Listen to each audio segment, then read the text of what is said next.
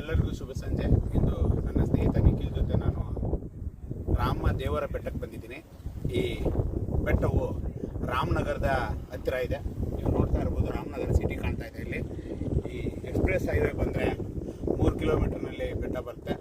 ಬಹಳ ಸುಂದರ ಸುಸಜ್ಜಿತ ಪ್ರದೇಶ, ಪೌರಾಣಿಕ ಹಿನ್ನೆಲೆಯನ್ನು ಹೊಂದಿದೆ.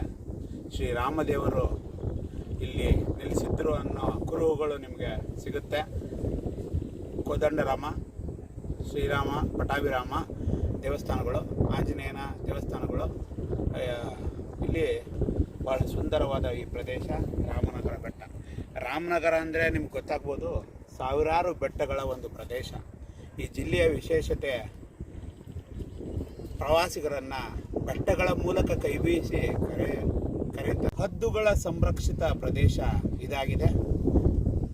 ಮುಂಜಾನೆ 9 ಗಂಟೆಯಿಂದ ಸಾಯಂಕಾಲ 5 ಗಂಟೆವರೆಗೂ 25 ರೂಪಾಯಿಗಳ ಟಿಕೆಟ್ ಬಿಡ್ತಾರೆ.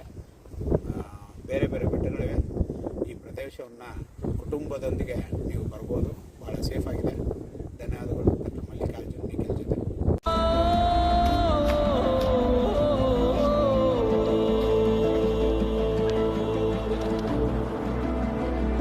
ಅಲ್ಲೇ ಆದಿ ಜೀವಜಾಲ, ಅಲ್ಲೇ ನಮ್ಮ ನಿಮ್ಮ ಮೂಲ.